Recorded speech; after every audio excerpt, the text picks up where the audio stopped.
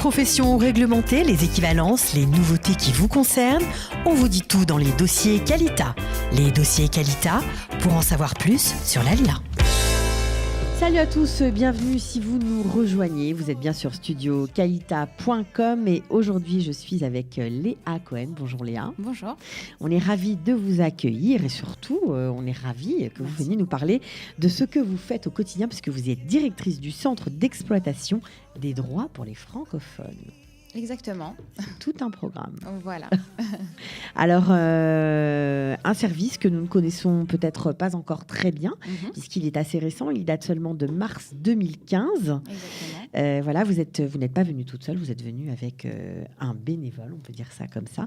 Il s'appelle Winston Assous. Bonjour Winston. Bonjour. Voilà, il faut bien parler face au micro. Parce Bonjour. Que sinon, voilà, là c'est mieux, on vous entend. Donc vous allez nous raconter qui vous êtes tout à l'heure, ce que vous faites et comment vous aidez Léa à travailler au quotidien. Alors Léa, comment est né en fait ce bureau que nous ne connaissons pas du tout? Alors je vais raconter en quelques phrases comment est-ce que le centre est né. Donc moi je suis assistante sociale à l'origine. J'ai postulé, la mairie a fait appel à moi. Les services sociaux de Beit Wagan, donc qui dépendent de la mairie de Jérusalem, en me disant qu'il y avait beaucoup de francophones dans ce quartier-là, qu'il y avait sûrement beaucoup de besoins aussi, mais qu'on ne connaissait pas les besoins, on ne savait pas comment venir à eux, et qu'il fallait quelqu'un quand même pour identifier ces besoins en question. Donc moi, j'étais donc assise dans un bureau. Dans le quartier de Beit Wagan. Dans le quartier de Beit Wagan, plutôt plus Kiryat Yovel, voilà. Voilà. Et donc, dans mon bureau, dans le même immeuble que mon bureau, au moins un, il y avait un centre. Il y avait un centre pour les Israéliens. Un centre de la mairie. Un centre de la mairie de Jérusalem pour les Israéliens. En français, en hébreu, qu'on dit Merkaz Lemitzout Zruyot. Et donc, qui aidait les Israéliens à obtenir leurs droits en Israël. Alors, ça veut dire quoi, obtenir leurs droits en Israël? Ça ne va pas de soi d'obtenir ces droits? Il faut les réclamer? Alors, en Israël, déjà, c'est pas comme en France. On ne vient pas à vous. Tout ne se présente pas sur un plateau d'argent. C'est pas le même système. Il faut connaître.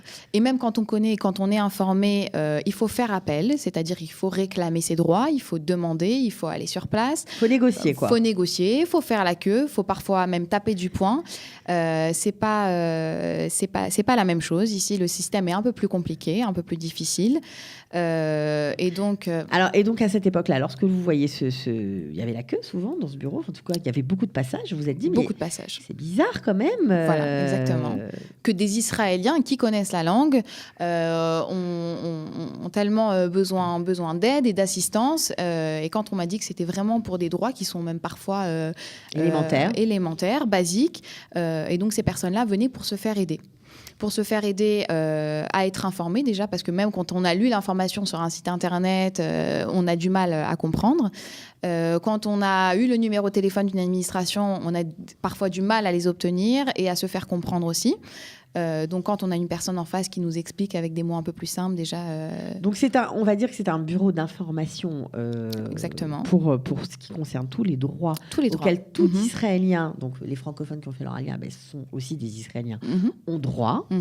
Mais plus que ça, parce qu'il y a vraiment de l'aide. Il y a vraiment de l'aide concrète, c'est-à-dire remplir des formulaires pour obtenir ses droits pour n'importe quelle allocation par exemple. Donc alors on va y venir parce que là vous étiez à cette époque-là au constat, vous voyez. J'étais au constat, un exactement. bureau d'aide pour les Israéliens, mais les francophones. Moi, je ne faisais rien à cette époque-là. Voilà, j'observais, je voyais, et je me suis dit que si les Israéliens avaient besoin d'un service comme celui-ci, et à noter qu'il y a plusieurs antennes dans chaque quartier en Israël.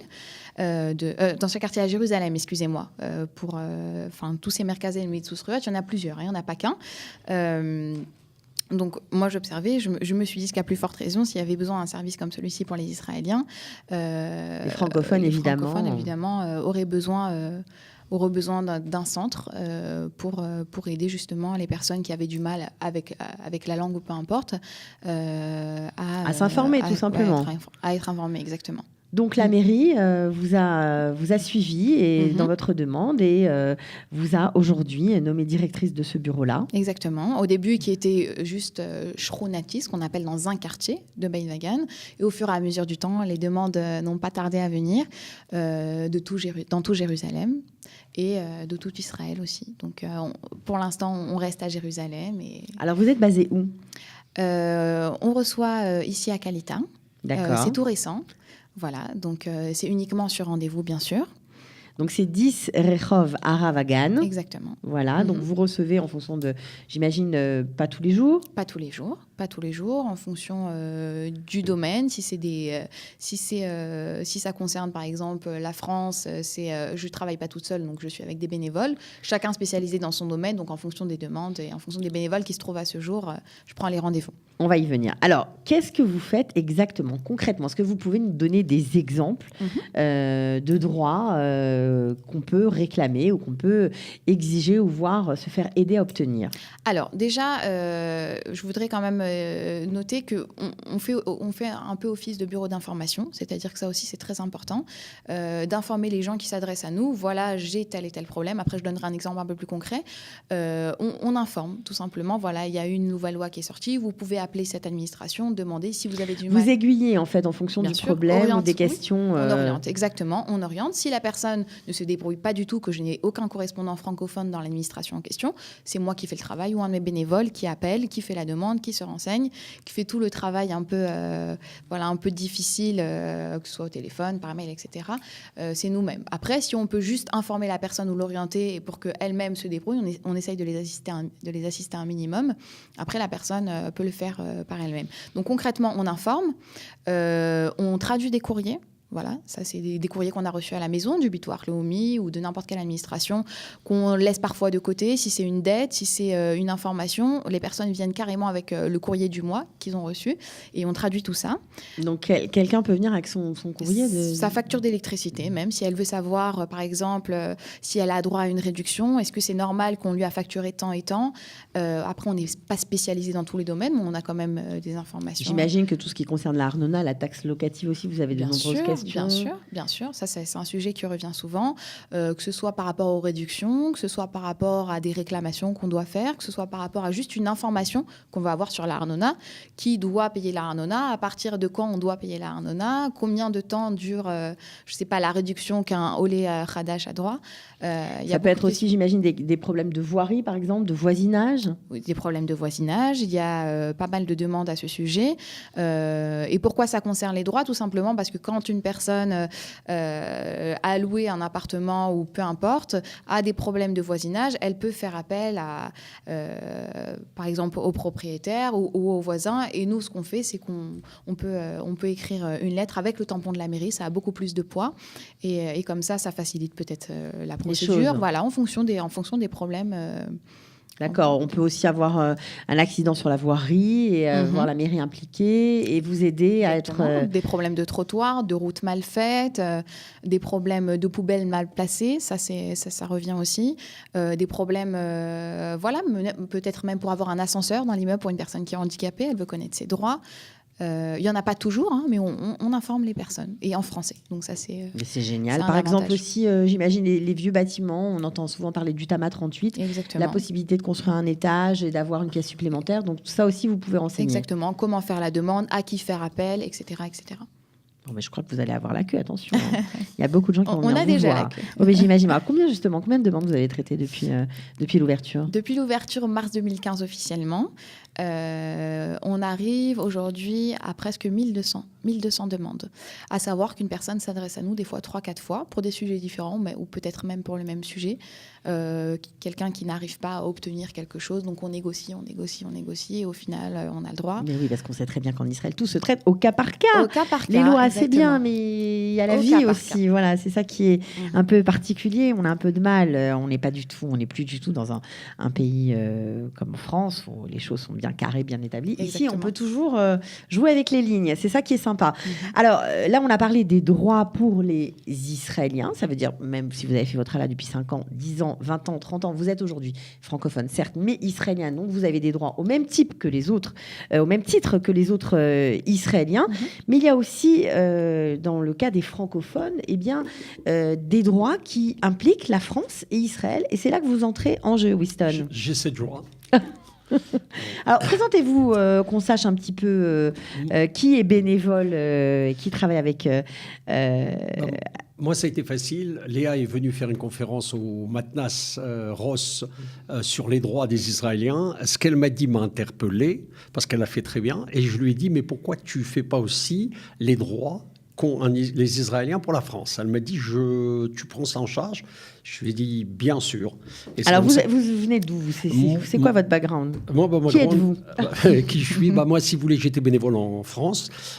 J'étais syndicaliste, j'étais juge au prud'homme.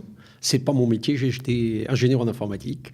Et quand je suis arrivé en Israël, je me suis dit, ce que j'ai appris en France, je vais le mettre au service de mes frères juifs qui vivent en Israël et qui ont des droits en France.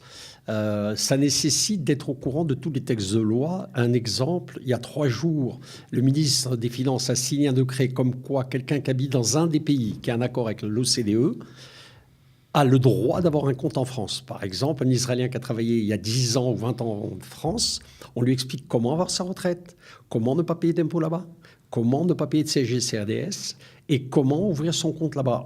Et on lui fait les lettres. Si on a malheureusement des retraités qui ont perdu l'habitude d'écrire en français, donc on leur fait les lettres.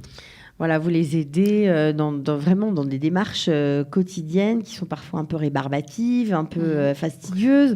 Donc, vous faites vous-même les lettres. On fait les lettres et on écrit. Bien, hein. Winston se charge de rédiger. Et j'écris l'enveloppe, mais je ne mets pas le timbre. D'accord, c'est la seule chose que vous ne faites pas. Non, ça, on n'a pas de budget. La mairie ne nous a pas encore accordé. D'accord, donc on peut aussi... parfois, il y a des questions comme ça qui reviennent. Comment obtenir sa carte vitale? Même si on habite en Israël, on peut s'adresser à vous pour ça? Oui, si vous voulez, quelqu'un qui a travaillé en France et qui a travaillé en France très peu, 3 ans, et qui est venu en Israël il y a très longtemps, quand il atteint 62 ans, il peut faire sa demande en passant par le Bitoah Leumi ou prendre les formulaires chez Léa, les rédiger, et puis après, il aura sa retraite française et on lui expliquera, on lui donnera un dossier. Et le 7 janvier, on en parlera ici chez Qualita, on fait une conférence sur ce domaine. Ah bah, c'est formidable. Bon, alors, comment prend l'administration israélienne le fait que les Français commencent à s'organiser? Je crois qu'au Bitoah Leumi, ça bouge aussi. Ça bouge aussi. Du fait que moi, déjà, j'ai de plus en plus de correspondants francophones là-bas, c'est-à-dire des personnes sur place qui parlent français, que j'ai connues au fur et à mesure du temps, ou en me déplaçant, ou en faisant appel à leur service par email, et donc on m'a orienté vers une personne francophone. Après, ça dépend du domaine, parce que même au Bitoah Leumi même, il y a plusieurs branches. Bien sûr.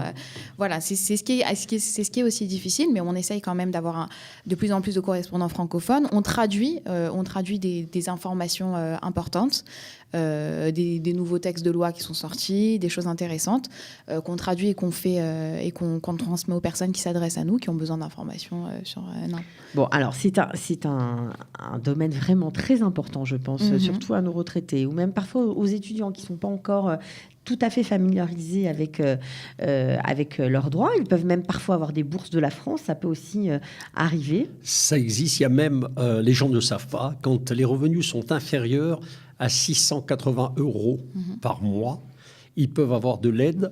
Une fois qu'ils ont éclusé toutes les aides israéliennes, ils peuvent avoir de l'aide du consulat.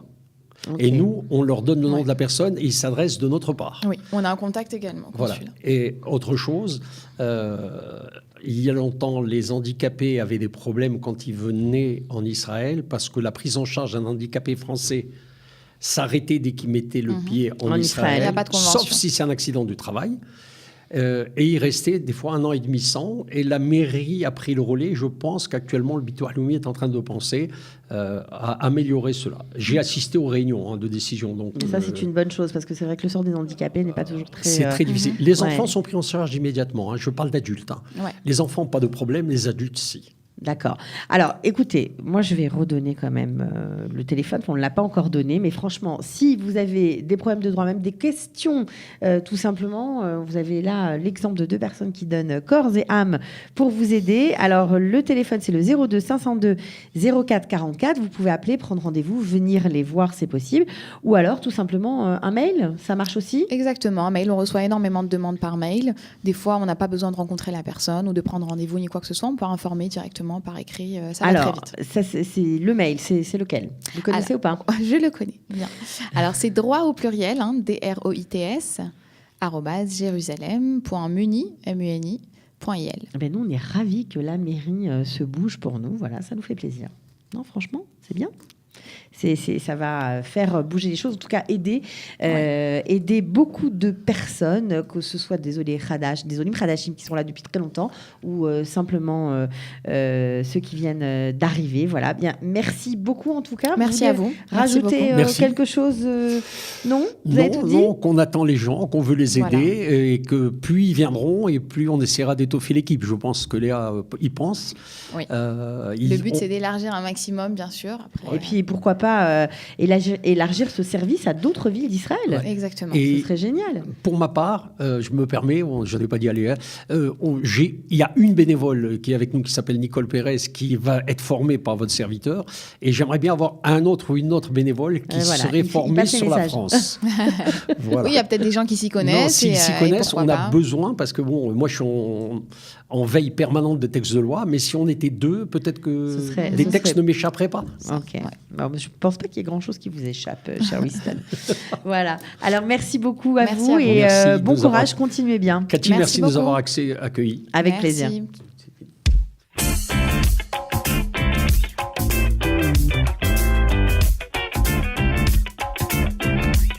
Les professions réglementées, les équivalences, les nouveautés qui vous concernent, on vous dit tout dans les dossiers Qualita. Les dossiers Qualita, pour en savoir plus sur l'ALIA.